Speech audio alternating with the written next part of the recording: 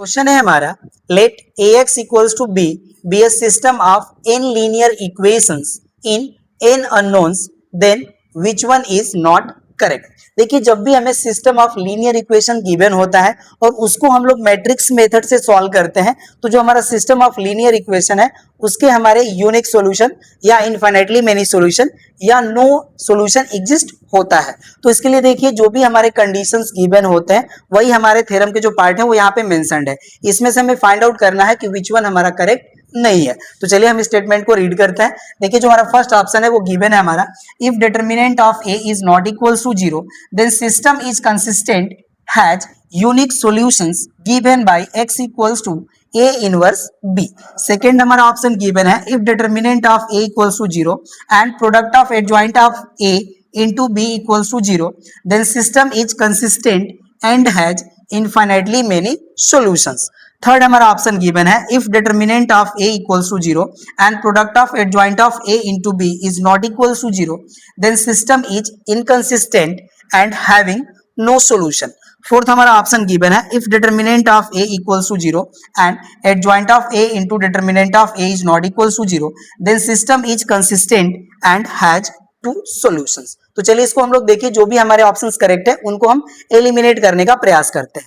Right तो देखिए जो हमारा यहाँ पे फर्स्ट ऑप्शन गिवन है ये हमारा एक करेक्ट रिजल्ट है बिकॉज देखिए जब भी हमारा system of linear equation form होता है और उसके हेल्प से हम मैट्रिक्स फॉर्म करते हैं। राइट तो जो हमारा मैट्रिक्स ए है अगर उसके डिटरमिनेंट की वैल्यू नॉन जीरो होती है तो जो हमारा सिस्टम ऑफ लीनियर इक्वेशन होता है उसका यूनिक सोल्यूशन एग्जिस्ट होता है और उसको हम लोग फाइंड कर सकते हैं with the help of x equals to a inverse b।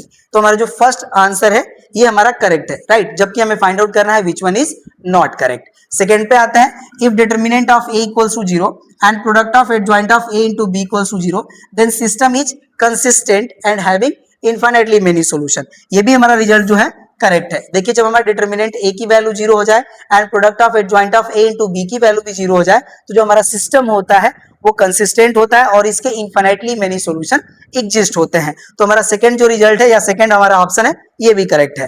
Third पे आते हैं। देखिए थर्ड हमारा है if determinant of a equals to 0 and product of adjoint of a into b is not equals to 0 then system is inconsistent and having no solution. ये भी देखिए हमारा जो रिजल्ट है ये करेक्ट है बिकॉज जब हमारा डिटरमिनेंट ऑफ a की वैल्यू 0 हो जाए and product of adjoint of a into b की वैल्यू नॉन जीरो होती है तो जो हमारा सिस्टम होता है वो इनकंसिस्टेंट होता है और उसका कोई भी सॉल्यूशन एग्जिस्ट नहीं होता है।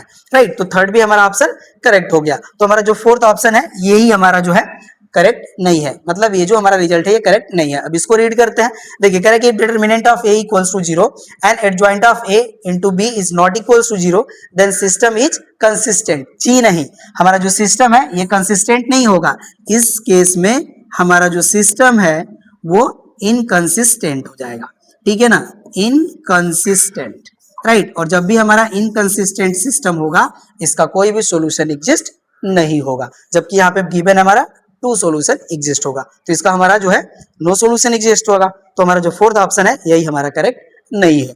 होप सो आपको ये जो हमारा क्लास है पसंद आया होगा और वीडियो हमारी आपको अच्छी लगी तो प्लीज आप हमारे वीडियो को लाइक कीजिए, अपने फ्रेंड्स के साथ शेयर कीजिए, कमेंट करना ना भूलें और चैनल को सब्सक्राइब जरूर कर लें। मिलते हैं हम लोग नेक्स्ट क्लास में इसी तरह के इंटरेस्टिंग क्वेश्चन के साथ। Thank you.